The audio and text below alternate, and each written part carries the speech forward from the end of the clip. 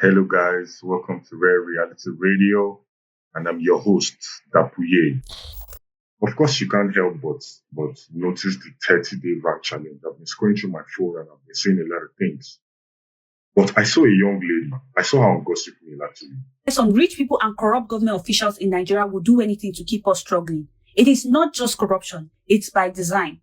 In those countries where Nigerians japa to, every type of labor, including menial jobs such as plumbing, tailoring, hairdressing, must be paid the legally mandated minimum wage per hour. And that minimum wage isn't picked randomly. It's calculated based on the actual cost of living. This means that whether or not you went to school, as long as you provide value, and I will stress on this later, your time has a set price per hour. And if you work 40 hours per week, you'll be able to afford the basic minimum of food and shelter. But in Nigeria, there is no enforcement for fair wages. The government throws a random number as minimum wage without checking if it covers the actual cost of living. Worst, most employers do not even bother to follow it because nobody holds them accountable. And this isn't because someone is not doing their job. It is intentional. They need cheap labor to maintain their comfort. They need people to clean their homes, mow their lawns, drive them around for peanuts. So they keep people desperate enough to take anything just to survive. The key point of her rant is that everything going on in Nigeria is deliberate. It made a lot of sense because I have been saying this.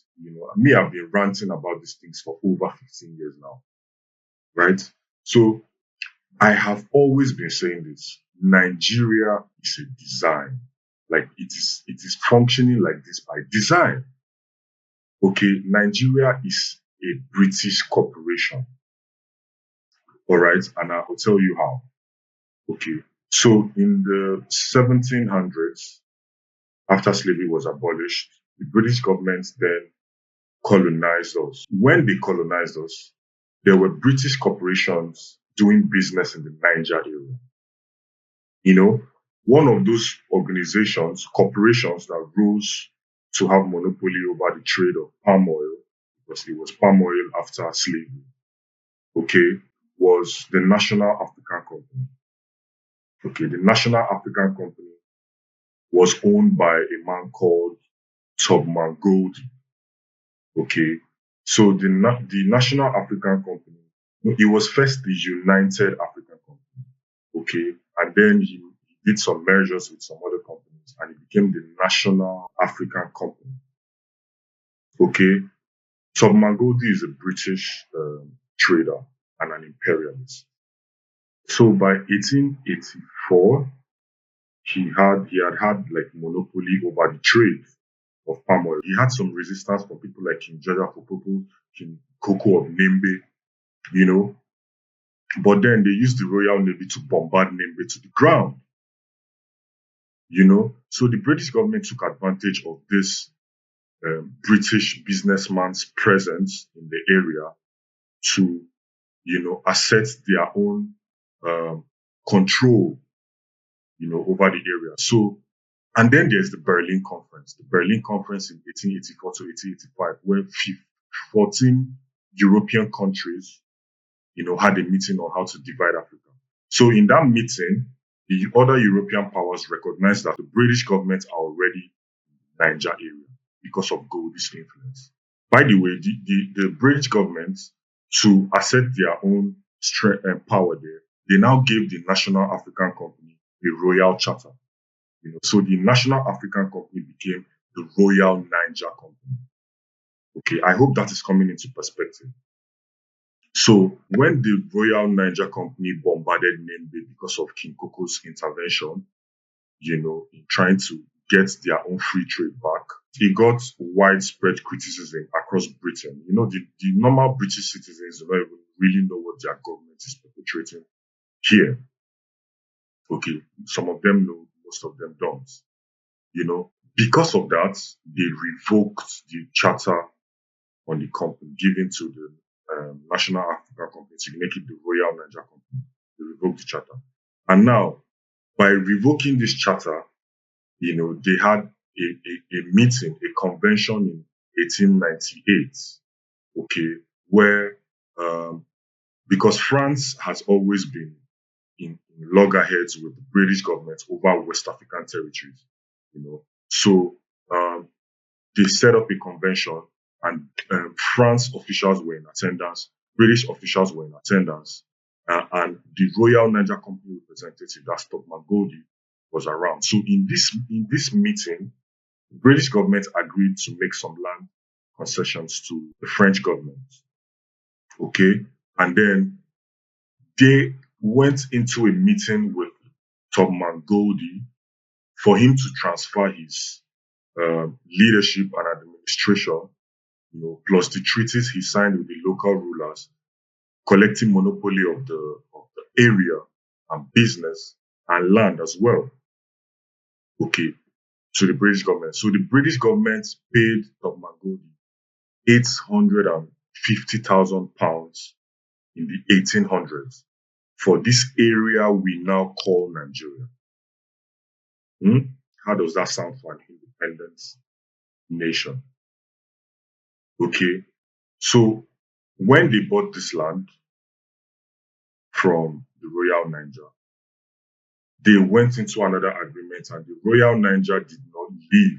The Royal Niger is operating under the parent company, which is Unilever, and they have a headquarters in Nigeria. Unilever Nigeria PLC is still operating in Nigeria till today. Okay, we still bear the name Nigeria that was given to us by the wife of Frederick Lord Lugard, Lady Flora Shaw. Okay, we are still using the constitution and the legislation enacted by the British government. We are still using the British educational system, the legal system. We are still speaking the official colonial language, just to mention a few. This is the design of Nigeria. Nigeria was not meant to function in the favor of Nigerians. Okay. In 1861, the British government signed a treaty with the then Oba of Lagos, Oba Desomo. Oba Desomo is the son of Oba Akintoye. He signed a treaty with the British government, giving off the land and territories of Lagos to the British government forever. This is not, I can't make this up. Like, it's the actual documents of the treaties signed, which is still valid till today, by the way, because there is no explicit law that repeals it. And it states there forever. So we're still in forever, for crying out loud. This happened in Badagry, this happened in Agbo, this happened in almost all the Niger Delta states. This happened everywhere. So the key point here is that Nigeria is functioning like this by design. So we have these leaders who, run with the colonialist and neo-colonialist ideologies. I don't even know to say that they don't even know what they're doing, because these men are educated and exposed men. So it was meant to function like this by design. So when people pray, oh, let Nigeria be better, I feel like it comes from a place of ignorance, with no disrespect. Like ignorance of the history of the area. Okay. So these are the issues. These are the real issues. If you analyze problems, to tackle the root cause, you will understand that this is the root cause. And if we do not tackle this, we will continue complaining and beating around the bush about Nigeria, and things will continue to go up. Because have you ever thought of why we have oil, but we do not have a national working refinery? We never had. We just had that Dangote one. And it's a private thing. Okay. For a country who has abundant oil and we do not have a refinery, there's a problem with that. There's a big problem. A big problem with that. Mind you, all the multinational oil companies that have been operating in Nigeria even before independence have refineries in their local countries. Shell, Chevron, Exxon, Elf, all of them. All of them. So you have to understand that this is the design. See, we have to understand. If we do not understand this fact, we'll keep beating around the bush. and praying and fasting. Okay. Nigeria had a British administrator up until 1960. After Lord Lugard, it was British leadership up until 1960. So the position Nnamdi Azikiwe took was the position of a British administrator, you know. And the people you call our founding fathers are not the founding fathers. They are the preferred candidates for the colonial system. Okay, as a matter of fact, any African leader praised by the West is doing us wrong. You know, the real founding father of Nigeria that I know, that was in that picture in the beginning, that was in the delegation to the United Kingdom, to delegation to England to give us independence, is Fumilayo Ransome Kuti, and see the way she ended, because she was one of those who was saying, hammering it, that this setup we are about to follow is not the right setup. She was the woman who led the market women against the British taxation of women and girls. Okay. Their protest drove away the Oba, because the Oba was in bed with the British because they had agreement. That's how they do. They came here and made agreements with our leaders and put them on a certain pedestal before us and separate them from us. Give them stipends. Okay, you get this, you get that, but who will get the whole? So when the people stand up, it will be the leaders that will want to shut them down, shoot them. If you do not understand Nigeria from this perspective, bros, you will have high blood pressure, because you keep trying to pray and push for something that will never fly. Okay. We are still operating in the corporation. We are still operating under the tenets of the corporation, the British corporation, the corporation that services Europe at our detriment. Guys, this is serious. This is important for our future as young people. Okay. We need to address the problems from the roots. Take a good look at what is happening in the Sahel. Okay. For the first time in the history of Africa, some African nations are not operating under the Berlin Conference concession. Okay. Burkina Faso, Mali, Niger, I think Senegal, Gabon, chasing out the conqueror who has been here for centuries. When Ibrahim Traore and his compatriots in Mali and Niger chased away France, in 2 years they were able to save more gold than they have saved in 50 years under France. Let that sink in. Okay, now they are printing their own money. Now he's building a gold refinery. He has built, I think. He's building a nuclear plant. He's empowering the farmers. He's building infrastructure. Now we see that we do not need these aids from the West and people like in the international monetary fraud, as I would like to call it, and the World Bank, messing up our economy in the name of helping us. Now they say France go, and France is crying. We are so poor and backward. Why can't you leave? Why is it so hard to leave? Okay, kudos to those guys in the Sahel. This is the example we should be following. Okay, as against talking about electing better leaders. Because no matter how good a leader is, he cannot function right in the structure and the system.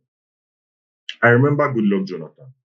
They say Goodluck Jonathan is a girl, he's this, he's that.